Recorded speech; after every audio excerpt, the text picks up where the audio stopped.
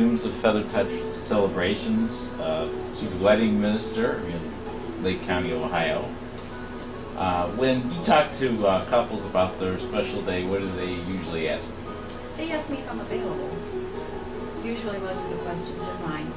Okay. I try to get to know my couples really well so that I can personalize their ceremony as much as possible. I've married dozens of people and no two ceremonies have been alike.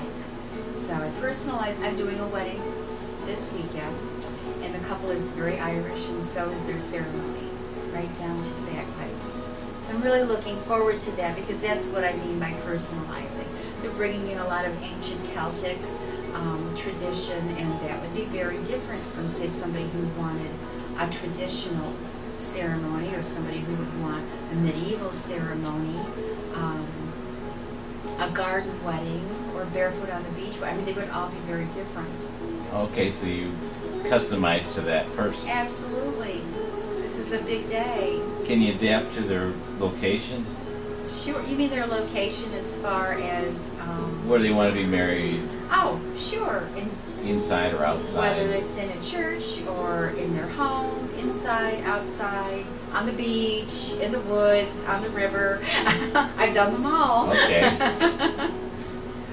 What are medieval fair. Don't forget the medieval fair. That's such great fun. Yeah. What are things that have gone wrong on a wedding day which you were able to solve? Or what are some problems you could encounter? And what do you do special? Nothing about my weddings ever goes wrong. I'm always well prepared. Okay, did that sound arrogant? We don't want to sound arrogant.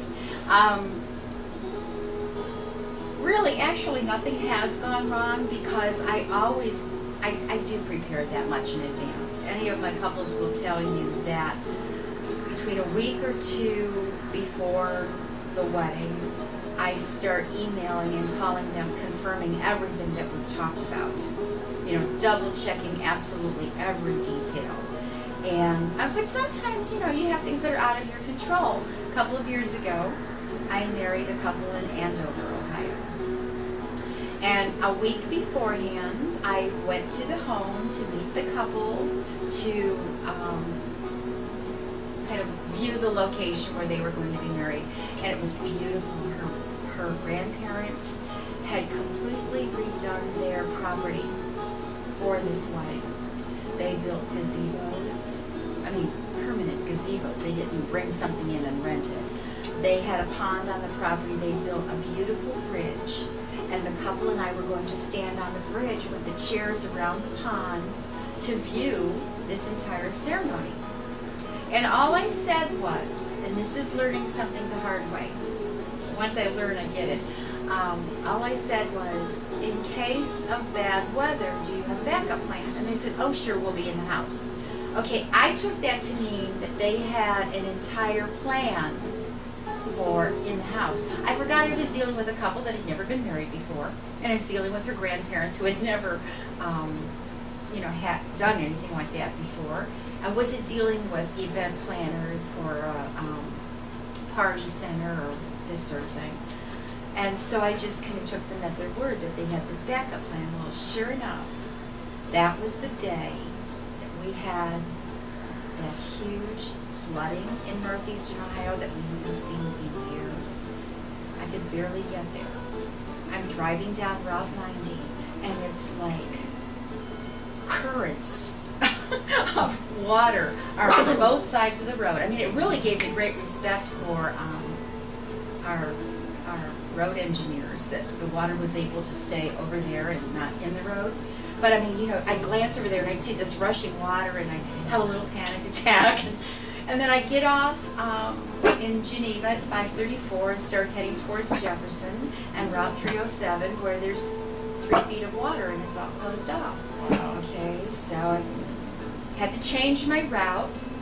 I always leave them plenty of time, so there was no way I was going to be late. Just leave it open for you. Okay. So when I got there, just leave it.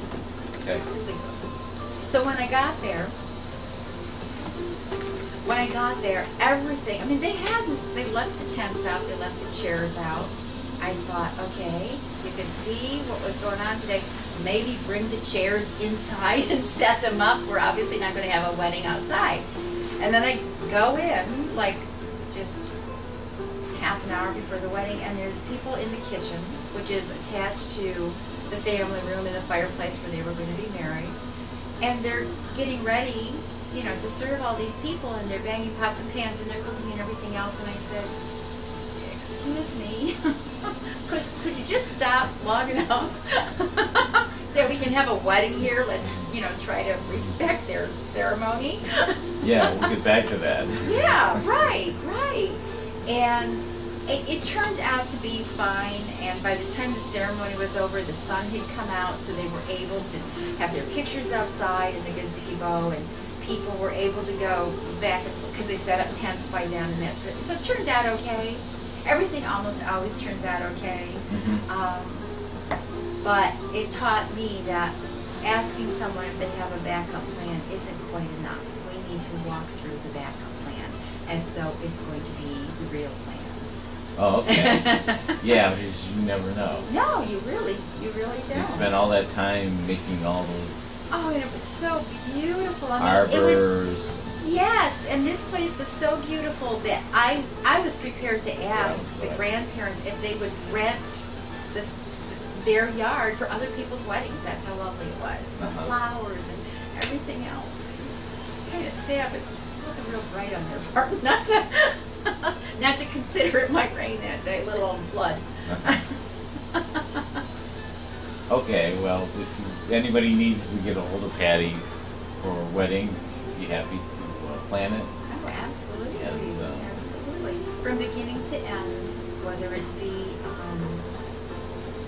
event planning or strictly making a couple legal, the music, decorations, flowers, feathers, specialize in feather bouquets and feather arrangements. I do a lot of feather weddings. And you do renewal vows? Absolutely.